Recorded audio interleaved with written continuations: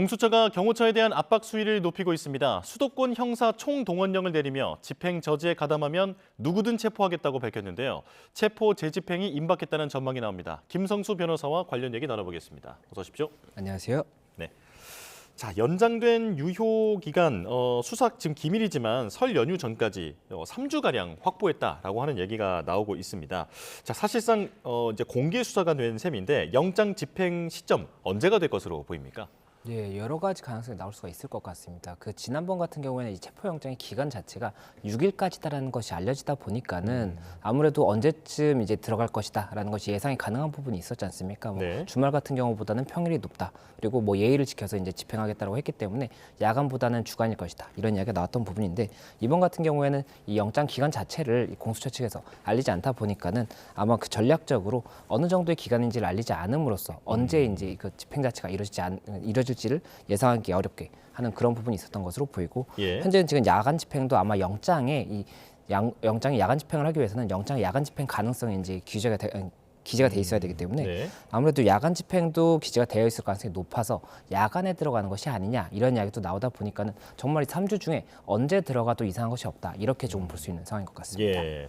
자, 물리적 충돌을 최대한 양측 다 피하려고 하고 있는데 지금 경찰 쪽에서는 체포 전략의 첫 번째 시나리오로 경호처의 수뇌부를 현행범 체포하는 방안에 무게를 좀 두고 있는 것 같아요. 실현 가능성이 있는 얘기일까요? 예, 아무래도 지금 공수처라든지 경찰 측에서는 이 물리적 충돌 가능성을 최대한 배제하는 것이 이제 원칙일 것이고, 네. 그리고 물리적 충돌이 있다고 하더라도 어느 정도의 부상이 발생할 정도의 충돌이냐 이것이 굉장히 중요할 수가 있습니다. 그런데 지금 현재 경호처에서는 굉장히 강하게 막겠다라는 의사를 계속해서 보이고 있기 때문에 이런 부분을 일단은 불식시키기 위한 가장 쉬운 방법이라고 볼 수 있는 것은 예. 이 경호처의 수뇌부들이 체포가 된다든지 아니면 체포의 가능성이 굉장히 높아진다라고 한다면 이 경호처의 내부 기류도 변경될 수가 있는 거거든요. 그렇다 보니까 아무래도 이 경호처 간부라든지 수뇌부들에 대한 체포 자체를 아무래도 검토할 가능성이 높고 이를 위해서는 체포영장이라든지 이런 것의 발부를 검토할 가능성이 높지 않느냐 이런 이야기가 나오는 겁니다. 예. 자, 박종준 경호처장이 변호인을 선임했는데 잠시 뒤에 10시에 3차 소환 이제 시한이 다가오고 있습니다. 응할 가능성은 얼마나 된다고 보십니까? 예, 아무래도 개인적으로는 응할 가능성이 굉장히 낮다라고 보고 있습니다.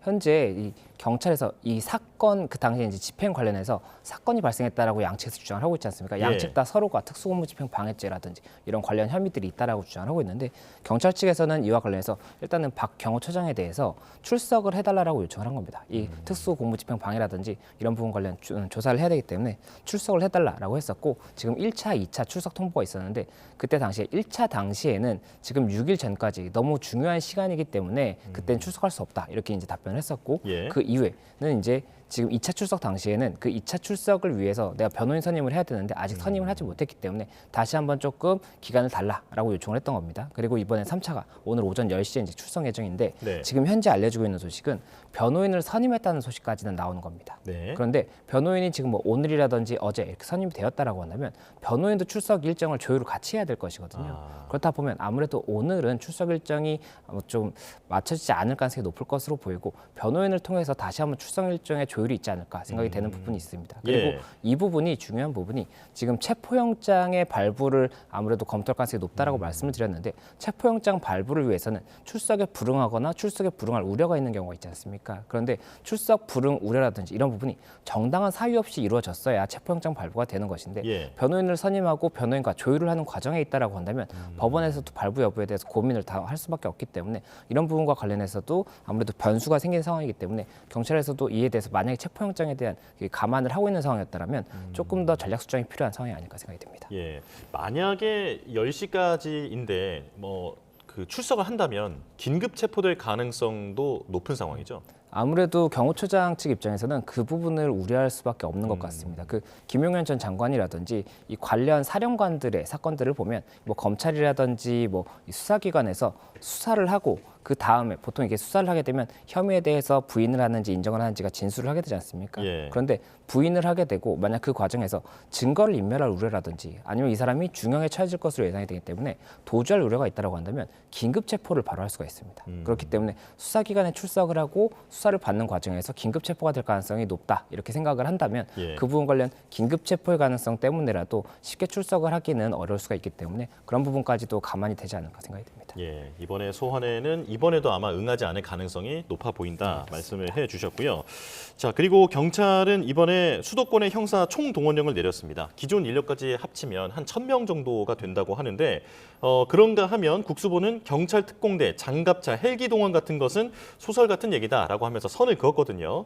자, 형사 총동원령을 내렸고 어떤 특수 인력에 대해서는 선을 그은 상황. 현실적인 어떤 방법은 뭐라고 예상할 수 있을까요? 네, 일단은 형사총 동원령이라는 이제 뭐 협조 요청이 있었다라는 이야기고 이게 이제 경기권에 있는 형사들이 있지 않습니까? 네. 뭐 형사들이 이제 형사 뭐 반부패 수사대라든지 마약범죄 수사대 이런 현행범을 체포한다든지 이런 경험이 많은 사람들을 아무래도 투입하려는 것이 아니냐라는 이야기가 나오는 것이고 지금 여러 가지 시나리오 중에 또 한 가지는 그 지난번 같은 경우에는 한 200여 명의 경호처 직원들이 이렇게 스크럽을 짜서 각자 이렇게 팔짱을 끼고 못 움직이게 함으로써 막았다는 그런 사실이 있었기 때문에 예. 이 부분 관련 만약에라도 이 수뇌부에 대한 체포가 현실적으로 어렵다라고 한다면 그 현장에서 스크럽을 하고 있는 경호처 직원들을 한 명 한 명씩 현행범으로 체포해서 현장을 이탈시키는 방법도 검토를 할 수는 있을 것이거든요. 예. 물론 양측 다 이제 서로가 불법적이다라고 주장을 하고 있지만 그렇기 때문에 그런 부분이 만약에 있다라고 한다면 그것을 위해서는 현행범 체포의 경력이 많고 또 노하우가 많은 사람이 결국에는 이 체포 자체를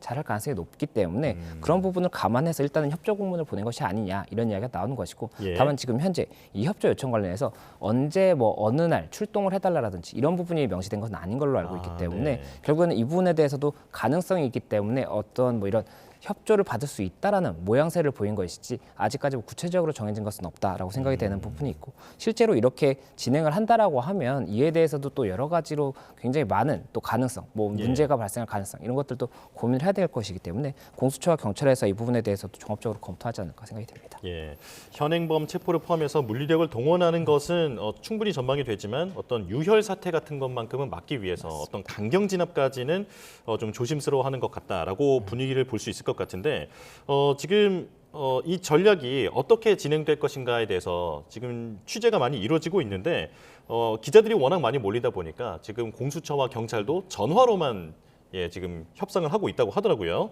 자, 손발을 제대로 맞출 수 있겠느냐라고 하는 우려도 나오고 있는데 어떻게 보십니까? 예, 아무래도 그 부분도 우려가 될 수밖에 없는 것 같습니다. 공수처와 경찰 쪽에서 이제 전화로만 소통을 한다라고 한다면 구체적인 이런 뭐 내용을 보면서 결정을 해야 되는 부분도 있을 수가 있지 않습니까? 그래서 그런 부분에 대한 우려도 있을 것이고 또 만약에 결국에는 경찰의 인원이 굉장히 많이 동원이 될 가능성이 높은데 예. 경찰 내부에서도 말씀드렸던 것처럼 언제 일자를 뭐 할 것이다라는 걸 경찰 내부에 알리게 되면 이게 또 유출이 될 수가 있지 않습니까? 그렇다 보니까 경찰 내부에서도 어떠한 안을 짬에 있어서 어떤 팀이 뭐 언제 출동을 하고 어떠한 역할을 맡고 이런 부분을 정확하게 이제 이 내용을 상의한다든지 준비하는 그런 과정이 조금 많이 부족할 수가 있거든요. 그렇다 보니까 이런 점에 대해서도 여러 가지로 고민을 할 수밖에 없는 상황이 아닌가 생각이 되고 예. 결국에 또 경호처는 우리들이 지금 적법한 공무집행이다라고 주장을 하고 있기 때문에 이에 대해서 또 여러 가지 시나리오를 두고 경호처도 준비를 하고 있을 것이기 때문에 어떻게 될 것인지 봐야 되고 또 그리고 앞서 말씀하셨던 것처럼 헬기라든지 이런 동원은 불가능할 것이다라는 이야기가 나오고 있지 않습니까? 네. 그렇다 보니까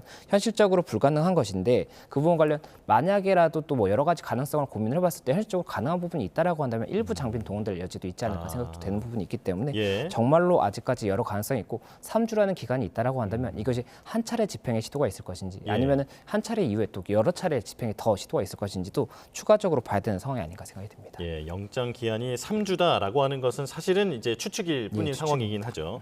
자, 오동훈 공수처장이 지금 영장에 대항할 수 있는 그 어떤 명목과 어떤 법도 없다고 단언한다라고 경호처를 향해서 메시지를 전했습니다. 자, 그리고 불소추 특권이 있는 불체포 특권이 있는 현역 국회의원도 영장 집행을 방해하게 되면 현행범으로 체포할 수 있다라고 밝혔죠. 예, 일단은 이 국회와의 질의응답 과정에서 이 공수처장이 그런 이야기를 한 겁니다. 이 부분 관련 영장은 적법한 영장 집행이기 때문에 이 부분은 이제 방해하는 것 자체가 그 불법 공무집행 방해다라고 주장을 했던 그런 네. 부분에 대해서 추가적으로 다시 한번 이야기를 한 것이다라고 볼 수가 있는 부분이 있었고, 그리고 추가적인 쟁점이 되는 것이 이 만약에 집행 과정에 현역 국회의원들이 앞에서 스크럽을 짜고 막게 되면 어떻게 되는 것이냐에 대한 부분이 있었습니다. 예. 이와 관련해서 헌법 44조 1항을 보면 이 국회의원의 경우에는 현행범인 경우를 제외하고는 회기 중에 체포되지 않는다라는 것이거든요. 그렇다 보니까 만약이라도 이 부분이 공무집행 방해 혐의에 해당한다고 한다면 현행범으로서 국회의원도 체포할 수 있다라고 굉장히 강경한 태도를 보이면서 이 부분 관련해서도 일단 이렇게 공수처에서는 국회의원에 대해서까지도 이 정도의 입장을 보이고 있다는 것을 보인 겁니다. 예. 자, 그런가 하면 지금 경호처가 특수 공무집행 방해뿐 아니라 범인 은닉죄도 적용될 수 있다라고 하는 얘기가 나오고 있는데요. 자, 좀 자세히 설명해 주실까요? 예, 일단은 이게 경호처가 이 대통령에 대한 부분에 대해서는 주장을 하고 있는 것이 대통령 경호법, 그리고 또 이 형사소송법 110조에 이 군사상 비밀을 요하는 장소, 이 두 가지를 이유로 해서 네. 수색이라든지 이런 부분을 이제 불허하고 있는 거지 않습니까? 네. 그런데 이 경호처의 수뇌부가 만약에 체포영장의 대상이 된다라고 한다면 이 경우에는 수뇌부 체포에 대해서는 대통령 경호법이 대상이 되지는 않을 것으로 보인다라는 네. 이야기가 나오는 것이고, 이 형사소송법 110조에 대해서는 지금 영장 발부에서도 기재가 돼 있는 뭐 그런 부분 때문에 또 법적인 쟁점이 있거든요. 그렇다 보니 이에 대해서 만약에 수뇌부 체포를 막는 그 과정에 있어서는 특수 공무집행 방해 같은 경우 외에도 범인 은닉죄, 형법상의 이제 범인 은닉죄 같은 경우 이 151조 1항에서 또 처벌 규정을 두고 있기 때문에 이 범인 은닉죄까지도 성립될 수가 있다라는 주장이 나오고 있어서 이에 대해서도 뭐 경호처 내부에서도 여러 가지 법률적인 검토를 하지 않을까 생각이 됩니다. 예, 그러니까 대통령 체포가 아니라 대통령 수뇌부에 대한 체포에 나서는 것을 저지할 경우에 이것 역시 특수 공무집행 방해 그리고 범인 은닉죄가 적용될 수 있다. 네라고 말씀을 해주셨고요. 자, 그리고 경찰은 경호처에 그리고 윤 대통령 측은 경찰에 서로에 대한 어떤 신원 확인을 요청했는데 이건 어떤 목적입니까? 예, 일단 서로 신원 확인 이제 정보 공개를 청구한 것으로 보입니다. 정보 공개 청구를 하면 이 부분 관련해서는 답변을 해야 되는 부분이 있거든요. 예. 그래서 이 관련해서 일단은 각각 서로가 지금 불법 공무집행 방해를 하고 있다라고 주장을 하고 있기 때문에 예. 결국에는 특정을 해서 고발을 하겠다라는 취지로 일단 신원 확인 요청을 한 것이 아닌가 생각이 되는 것이고, 다만 이 고발이라든지 고소 같은 경우에 일단 고소장이나 고발장을 제출할 때는 신원 확인을 명확하게 하지 못했다고 하더라도 성명 불상자로 해서 고소나 고발을 할 수는 있습니다. 네. 다만 지금 같은 경우에 신원 확인을 미리 요청을 하는 것 자체가 이 신원 확인을 특정을 미리 해서 고소 고발장을 작성하기 위한 것인지, 그렇지 않으면 이 부분 관련해서 뭐 경호처라든지 서로 간에 이 부분 우리가 이렇게 형사적인 조치를 취할 수 있다라는 것을 알리기 위한 그런 목적인 것인지는 봐야 되는 것으로 보이고, 예. 그리고 실제로 지금 서로 간에 이 각각의 수뇌부에 대해서는 고발이 있었다라고 보이는 부분이 있거든요. 그렇다 보니까 이 수뇌부 외에 다른 참가 인원들에 대해서 서로 간에 어느 정도의 사기 저하를 목적으로 한 것이 아닌가, 이런 이야기가 나오는 것 같습니다. 예. 자, 그리고 오동훈 공수처장이 경호처 지휘 협조에 응하지 않고 있는 최상목 대행에 대해서도 비판을 이어갔는데, 이 공수처법을 보니까 대통령 그리고 대통령 비서실의 공무원은 이런 공수처 관련돼서 일체 관여 행위를 하면 안 된다라고 적혀 있더라고요. 이것 때문에 지금 그런 법리상의 어떤 충돌이 있기 때문에 관여를 안 하고 있다라고 지금 분석이 나오는데 이건 어떻게 보십니까? 예, 지금 최상목 권한대행 같은 경우는 이제 대통령의 권한대행이지 않습니까? 그러면 대통령 같은 경우에는 이 정부조직법 제11조에 의해서 중앙행정기관의 장에 대해서 지휘 감독을 할 수 있는 권한이 있고, 그렇다면 경호처에 대해서도 경호처장을 통해서 경호처의 이런 기류를 지휘 감독할 수 있는 부분이 있다라는 것이 이제 일방의 주장인 것이고, 네. 또 이제 다른 일방의 주장은 이에 대해서 공수처법 3조 3항 방금 말씀하셨던 그 규정에 의해서 이 대통령이라든지 대통령 비서실 공무원은 이 공수처 업무 보고, 자료 제출 요구, 협의 등 일체 관여 행위를 하면 안 된다, 이렇게 지금 이야기를 하면서 이 부분 공수처의 이런 협조 요청에 대해서 응하지 않아야 한다는 것이 일방의 주장이고, 또 다른 일방의 같은 경우에는 이 부분에 대해서 응해야 되고 응하지 않으면 이것이 직무유기가 된다라고 주장을 하고 있거든요. 그래서 이와 관련해서 법적인 충돌이 있기 때문에 어느 쪽의 주장이 맞는지는 결국에는 뭐 재판부에서 만약 형사적인 문제가 된다라고 한다면 재판부에서 판단을 하고 이에 대한 확정을 하지 않을까 생각이 듭니다. 예. 자, 마지막으로 그 헌재 발언에 대해서도 좀 질문 하나 드리겠습니다. 그러니까 계엄 포고령이 헌법에 부합하지 않는다라고 하는 헌재 사무처장의 발언이 있었는데, 이에 대해서 지금 심리도 열지 않은 상황에서 위헌성 여부를 결론 내렸다라고 하는 비판이 이제 여권에서 나오고 있거든요. 이 부분은 어떻게 보십니까? 예, 이 헌재 사무처장이 이제 국회에서 질의응답을 하는 과정에서 이 부분 관련해서 포고령의 이 성격에 대해서 이제 진술한 겁니다. 그렇다 보니까 이에 대해서 헌재 어쨌든 사무처장이면 헌법재판소의 판단이라고 볼 수는 없는 거지 않습니까? 법원의 예. 판결이라고 볼 수는 없는 거지만, 다만 그럼에도 불구하고 이런 판단 자체가 어쨌든 헌재의 입장으로 볼 수가 있는 부분이 있기 때문에 이에 대해서 여러 가지 해석이 나오는 것이고 예. 다만 이 부분 판단이 없는 상태에서 이 부분을 단정할 수 있는 것은 아니기 때문에 이 헌재 사무처장의 의견이다라고 봐야 되는 것이고 이것이 개인적 의견으로. 헌법재판소의 판결이라고 볼 수는 없는 그 부분이라고 제가 좀 구분해서 봐야 예. 이 부분에 대한 혼란이 없을 것으로 보입니다. 네, 알겠습니다. 자, 여기까지 듣겠습니다. 김성수 변호사와 함께했습니다. 고맙습니다. 고맙습니다.